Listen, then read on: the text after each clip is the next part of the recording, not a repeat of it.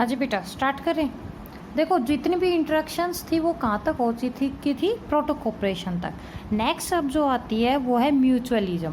प्रोटोकोपरेशन और म्यूचुअलिज्म में जो खास फ़र्क है वो यही है कि प्रोटोकोपरेशन में भी दोनों ऑर्गेनिज्म को बेनिफिट मिलता है, लेकिन वो एक दूसरे के बिना रह सकते हैं। लेकिन म्यूचुअलिज्म एक ऐसी इंटरेक्शन होती है जहाँ पर जो दोनों ही ऑर्गेनिज्म है एक दूसरे के लिए बेनिफिटेड है और दोनों एक दूसरे के बिना जिंदा नहीं रह सकते। देखो, between two organism of different species where both partners are benefited with none of two capable of living separately. दोनों एक दूसरे के लिए बेनिफिशियल होते हैं और जो दोनों ही ऑर्गेनिज्म है जो अलग अलग स्पीसीज के हैं वो एक दूसरे के बिना जिंदा नहीं रह सकते।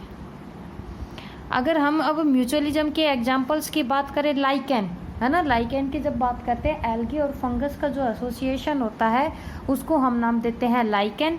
सिम्बायोटिक एसोसिएशन जो कि नाइट्रोजन फिक्सेशन में करते हैं, माइकोराइजा है।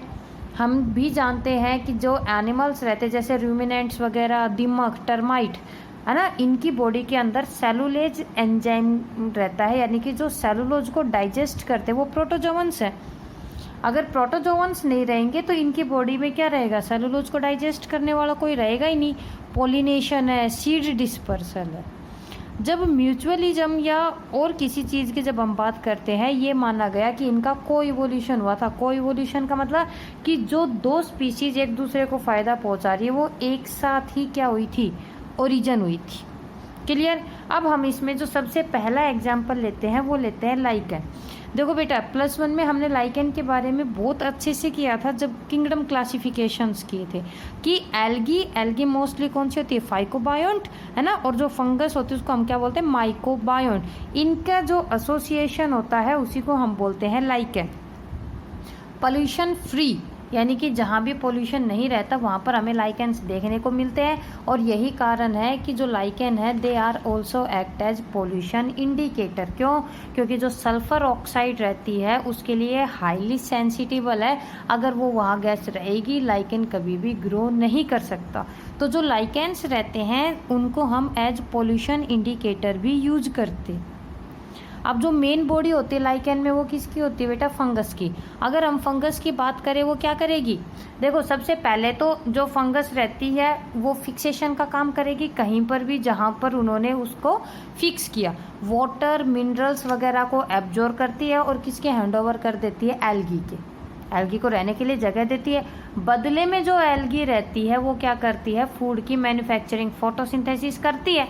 अब देखो फंगस को तो क्या फ़ायदा मिल गया, खाना मिल गया। एल्गी को क्या फ़ायदा मिला कि वाटर और मिनरल ले लिए उससे, किससे, फंगस से, और इसके अलावा रहने के लिए जगह ले ली। क्लियर। तो जब हम बात करेंगे जहाँ पर ये हमें लाइकेन वहाँ देखने को मिलेगा जहाँ पर बिल्कुल भी पोल्यूशन वगैरह नहीं होता, यानी कि जो फेवरेबल जो कंडीशंस रहती है वहाँ। नाइट्रोजन फिक्सेशन, इसके बारे में हम 9th क्लास से ही पढ़ते हुए आते हैं कि कुछ प्लांट, लेग्यूम प्लांट्स ऐसे रहते हैं जिनकी रूट्स के अंदर क्या रहता है बेटा, नाइट्रोजन फिक्सिंग बैक्टीरिया। क्लियर। अगर हम नाइट्रोजन फिक्सिंग बैक्टीरिया की बात करें 3rd यूनिट में भी हमने इसको अच्छे से किया, राइजोबियम बैक्टीरिया, कि जो बैक्टीरिया है वो सॉइल में आराम से रह सकता है लेकिन वो मिट्टी के अंदर कभी भी नाइट्रोजन को फिक्स नहीं कर सकता। नाइट्रोजन को फिक्स करता है वो रूट की नोड्यूल्स के अंदर जाके। तो जो वो रूट लेग्यूम रहती है वो क्या करती है, उसको फूड दे देती है, रहने के लिए जगह दे देती है, और इसके अलावा वो जो नाइट्रोजन को फिक्स करता है बैक्टीरिया वो किसको दे देता है, उस प्लांट को दे देता है। तो इसका क्या मतलब हुआ, दोनों को एक दूसरे से फ़ायदा मिला। ब्लू ग्रीन एल्गी के अंदर भी हम पढ़ते हैं कि जो एजोला एनाबिना है ना, वाटर फंड जो टेरिडोफाइट होता है वो, और इसके अलावा कौन, ब्लू ग्रीन एल्गी जिसका नाम है एनाबिना। क्लियर बेटा। माइकोराइजा, ये भी हमारे ऑलरेडी आ चुका, किस किस के बीच की एसोसिएशन होती है, फंगस और रूट, है ना, कि या तो जो फंगस है वो रूट की कॉर्टिकल सेल्स के अंदर चली जाती है या कॉर्टिकल सेल के बाहर रहती है। उनका जो एसोसिएशन होता है हायर प्लांट की रूट का, पाइनस, ठीक है, और इसके अलावा फंगस का जो एसोसिएशन होता है उसको हम बोलते हैं माइकोराइजा। तीसरा जो 4th जो एग्जाम्पल आता है वो आता है टर्माइट। देखो जो दीमक रहती है, हम क्या कहते हैं, दीमक लकड़ी खाती है, लेकिन अगर एक्चुअल में बात करें, दीमक के पास सेलुलोज को डाइजेस्ट करने वाले एंजाइम होते ही नहीं है। टर्माइट्स की बॉडी के अंदर फ्लैजिलेट्स रहते हैं। प्रोटिस्टा जो किंगडम किया था उसके अंदर आते हैं फ्लैजिलेट, जिसमें कि हमने एक एग्जांपल किया था ट्राइकोनिम्फा कैम्पेनुला। क्या नाम है बेटा उस प्रोटिस्टा का? ट्राइकोनिम्फा कैम्पेनुला। अगर इस ट्राइकोनिम्फा कैम्पेनुला की बात करें, ये टर्माइट की बॉडी के अंदर रहता है। क्यों? क्योंकि जो ये फ्लैजिलेट है ये अकेले कभी भी नहीं रह सकती, दोनों को फायदा मिलता है। कैसे कि ये जब टर्माइट की बॉडी के अंदर गया तो इसको खाना मिल गया, रहने के लिए जगह मिल गई, और टर्माइट अगर उस चीज़ को नहीं खाएगा, फ्लैजिलेट नहीं होंगे, तो वो भूखा ही मर जाएगा। इसकी वजह से क्या हुआ, दोनों एक दूसरे को क्या पहुंचाने के लग रहे हैं बेटा? बेनिफिट पहुंचाने के लग रहे हैं। और अगर दोनों एक दूसरे से सेपरेट हो जाएंगे तो क्या होंगे? उनकी डेथ हो जाएगी। सिमिलर केस में जब हम बात करते हैं रूमिनेंट एनिमल्स, यानी कि जो कि हमारे भी कैटल्स वगैरह रहती हैं, उनकी बॉडी में कुछ सीलिएट्स और बैक्टीरिया वगैरह रहते हैं जो कि उनके लिए क्या करते हैं? उस सेलुलोज को डाइजेस्ट करते हैं। पोलिनेशन और सीडर्स पर सब बहुत से ऐसे प्लांट्स स्पीसीज हमने सेकंड चैप्टर में पढ़ी थी जो कि अपने ही पर्टिकुलर इंसेक्ट के थ्रू क्या हो सकती है बेटा? पोलिनेट हो सकती है। अगर उसका पोलिनेटर खत्म तो वो प्लांट भी खत्म, और अगर प्लांट खत्म तो यानी कि वो पोलिनेटर भी सरवाइव नहीं कर पाएगा, है ना। फिग फ्लावर वगैरह के अंदर हमने पढ़ा था पोलिनेशन के लिए वो उनको पोलिनिया एग वगैरह ले करने के लिए उनको क्या करती है, वहाँ पर एक पर्टिकुलर स्पेस प्रोवाइड करती है। कि जब हम फिग ट्री की बात करेंगे, जो ये फिग होता है इसके पोलिनेटर इंसेक्ट कौन होता है? वास्प होता है। इसका मतलब क्या हुआ कि जो फिग की जितनी भी स्पीसीज है वो सिर्फ वास्प की ही स्पीसीज से पोलिनेट हो सकती है, किसी और से नहीं। क्लियर? और जो फीमेल वास्प जब हम बात करेंगे तो वो जो फ्रूट होता है ना उसका, वहाँ पर वो क्या करती है बेटा? अपने एग वगैरह को ले करती है, और उन्हीं फ्रूट की हेल्प से वो क्या करती है? अपने लार्वा को फीड अप भी करवाती है। अब अगर हम आगे बात करेंगे तो इसका पोलिनेशन हो जाता है, इसको रहने के लिए क्या मिल गई? जगह मिल गई। एक हमने सेकंड चैप्टर के अंदर सेक्सुअल डेसिट किया था, ध्यान है कि जो ऑर्किड्स वगैरह रहते हैं वहाँ पर क्या था? एक नाम था मेडिटेरियन ऑर्किड ऑफ्रिस, कि वो क्या करता है? सेक्सुअल डेसिट को शो करता है। क्यों? क्योंकि उस ऑर्किड की जो पेटल्स हैं वो उसको किसके जैसी दिखाई देती है? फीमेल के जैसी। तो जो मेल भी है जब उसके साथ कॉपुलेट करने की कोशिश करता है तो वहाँ पर कॉपुलेशन तो नहीं हो पाता, लेकिन वहाँ पर क्या हो जाता है बेटा? पोलिनेशन हो जाता है। और इसी को हमने स्यूडोकॉपुलेशन या सेक्सुअल डेसिट का नाम दिया था, है ना। लास्ट जो यहाँ पर आता है वो आता है कॉम्पिटिशन। कॉम्पिटिशन का मतलब होता है कि दो सेम या अलग स्पीसीज के बीच में, ठीक है, सेम या अलग स्पीसीज के बीच में सेम रिसोर्सेज के लिए जो राइवलरी क्रिएट होती है उसी को हम क्या नाम देते हैं? कंपटीशन के नाम से जानते हैं। अब अगर हम कंपटीशन की बात करेंगे तो जो कंपटीशन है वो मेनली दो टाइप का होता है। कौन कौन सा बेटा? इंट्रा और इंटर। इंट्रा का मतलब होता है डिफरेंट, सेम, और इंटर का मतलब होता है डिफरेंट। यानी कि एक ऐसा कंपटीशन जो कि सेम स्पीसीज के बीच में हो उसको बोलेंगे इंट्रा स्पेसिफिक, और जो अलग अलग स्पीसीज के बीच में होता है उसको हम क्या नाम देते हैं? Inter specific competition. क्लियर? अगर हम इंट्रा की बात करते हैं तो कहता है कि इंट्रा वाला मोर एक्यूरेटली समझा जा सकता है। क्यों? क्योंकि वहाँ पर जो कंपटीशन होता है वो सेम रिक्वायरमेंट के लिए होता है।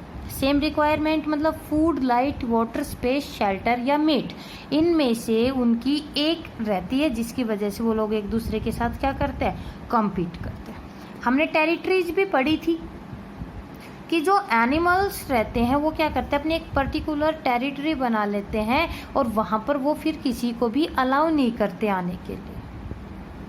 इंटर स्पेसिफिक कंपटीशन की बात करेंगे तो इंटर स्पेसिफिक कंपटीशन हम ट्रॉफिक लेवल पे समझ सकते हैं, जहाँ पर अलग अलग स्पीसीज सेम रिसोर्स, स्पेशली जो नेचुरल रिसोर्सेज रहते हैं उनके लिए एक दूसरे के साथ क्या करती है बेटा?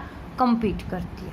जैसे जो कार्निवोरस एनिमल है, टाइगर हो लिया, पार्ड हो, प्रे तो उनका सेम है ना, वो सेम प्रे के लिए एक दूसरे के साथ compete करते हैं कि कौन से को ये चीज़ पहले मिलेगी। तो इस कंपटीशन में आपके पास डेफिनेशन, इनके बीच में डिफरेंस, और इन सब से जो ज़्यादा इम्पोर्टेंट आती है वो आती है गोज हाइपोथेसिस। एक साइंटिस्ट था गोज, जिसने कि इस कंपटीशन के रिगार्डिंग एक थ्योरी दी थी, एक हाइपोथेसिस दी थी, प्रिंसिपल ऑफ कॉम्पिटेटिव एक्सक्लूजन या गोज हाइपोथेसिस के नाम से जानते हैं। कैसे? गोज एक साइंटिस्ट था बेटा 1934 में। उसने क्या किया था कि जो पैरामीशियम है उसकी 2 स्पीसीज को ग्रो किया एक साथ। जब उसने ग्रो किया तो ये देखा कि कुछ टाइम बाद एक स्पीसीज ने दूसरी स्पीसीज को ख़त्म कर दिया। एक स्पीसीज दूसरी स्पीसीज को ख़त्म कर रही है, और इसी को उसने गोज हाइपोथेसिस या principle of competitive exclusion, competition की वजह से किसी को एलिमिनेट करना, ये नाम दिया। समझे? किसके ऊपर? पैरामीशियम के ऊपर दिया था। इतना सा ही है लेकिन ये बहुत ज़्यादा इम्पोर्टेंट है। कई बार 2 या जो 2 से ज़्यादा जो स्पीसीज रहती है वो इस कंपटीशन में क्या कर जाती है? सर्वाइव भी कर जाती है। ज़रूरी नहीं है कि वो सारी की सारी मर जाए, नहीं, कई बार वो क्या कर जाती है? सर्वाइव कर जाती है। अब एक एग्जाम्पल दे रहा है गैलापागोस आइलैंड का। एबिंगडन टोर्टोइज थे, they became extinct within 10 year of introduction of goat. Galapagos island है ना, डार्विन, हालांकि हमारे इवोल्यूशन को हटा दिया गया है, लेकिन फिर भी हम जानते हैं कि जो डार्विन था वो गैलापागोस आइलैंड के ऊपर गया था। गैलापागोस आइलैंड पे जब गोट वगैरह आने लगी तो 10 साल के अंदर ही वहाँ पर जो टोर्टोइज थे, उनकी कौन सी स्पीसीज, जो एबिंगडन जो टोर्टोइज थे वो क्या हो गए? ख़त्म हो गए। क्यों? जब वो चलती रहेंगी तो कहीं ना कहीं वो क्या होते गए बेटा? उनकी वजह से अफेक्ट होते गए। इसका मतलब हुआ कि जो कंपटीशन होता है वो जो इंफीरियर स्पीसीज रहेगी वो हमेशा कम होती है। यही है कंपटीशन का मतलब, है कि जो सुपीरियर पार्टनर है वो हमेशा सरवाइव करेगा, और जो इंफीरियर रहता है वो हमेशा उसकी वजह से क्या करता है? अफेक्ट होता है। और जो ये प्रोसेस होता है इसी को हम कॉम्पिटेटिव रिलीज के नाम से जानते हैं, कि जिसमें कंपटीशन ज़्यादा, जो ज़्यादा कॉम्पिटेंट है वही क्या कर जाता है? सर्वाइव कर जाता है। कई बार जो कॉम्पिटेटिंग स्पीसीज, जरूरी नहीं है कि जो दोनों स्पीसीज है वो खत्म हो जाए, कई बार जो कॉम्पिटेटिंग स्पीसीज है वो को एग्जिस्ट भी कर जाती है। क्लियर बेटा? तो यहाँ पर आपको कंपटीशन की डेफिनेशन, इंट्रा और इंटरस्पेसिफिक के बीच में डिफरेंस, और इसके अलावा गोज हाइपोथेसिस के बारे में करना है। हमारा जो ये ऑर्गेनिज्म और जो पॉपुलेशन का जो चैप्टर था वो हो गया है कंप्लीट।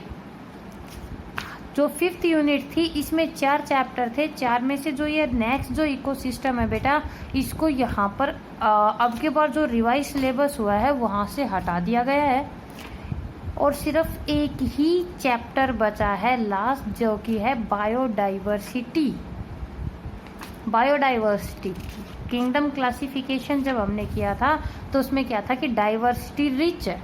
अब यहीं पर हम करेंगे कि बायोडाइवर्सिटी क्या होती है, कैसी होती है, किसकी वजह से ये ख़त्म, यानी कि जहाँ पर हम नेशनल पार्क, ठीक है, biosphere reserves, in situ conservation और एक्स सीटू कंजर्वेशन के बारे में करेंगे। क्लियर?